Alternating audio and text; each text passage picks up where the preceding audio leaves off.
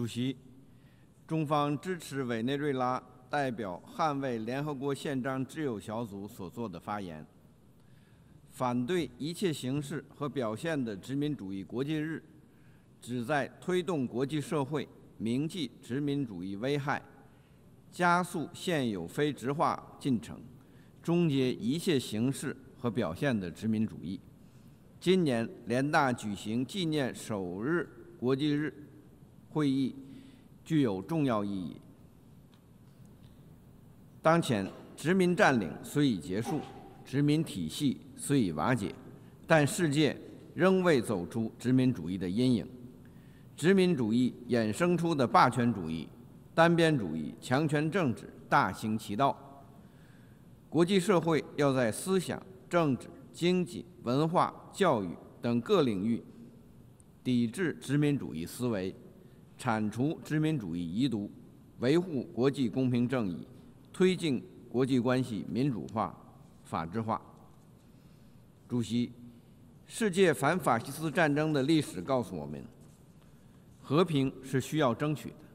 和平是需要維護的。二戰勝利後，紐倫堡國際軍事法庭和遠東國際軍事法庭對戰犯的審判，使發動侵略戰爭、雙手沾滿各國人民鮮血的罪魁禍首受到了應有的懲處，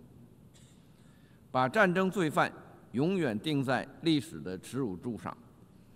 有關審判的正義性質不可動搖，不容挑戰。歷史上，日本曾侵略中國、朝鮮半島和東南亞，並進行慘無人道的殖民統治。日本侵略者在台灣犯下罄竹難書的罪行，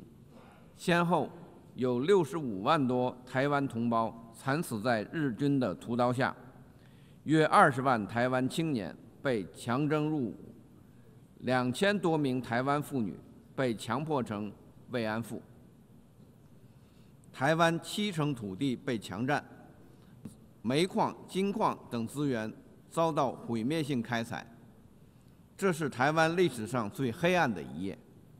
我們要堅決捍衛中國人民抗日戰爭和世界反法西斯戰爭的勝利成果，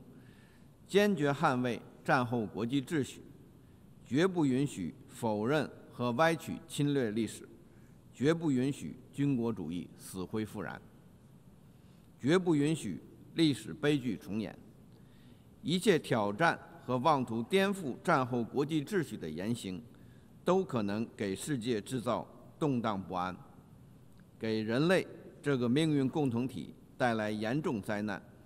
必須高度警惕，堅決反對。作為二戰戰敗國，日本必須深刻反省歷史罪責，恪守就台灣問題作出的政治承諾，立即停止挑釁越線，收回錯誤言論。謝謝主席。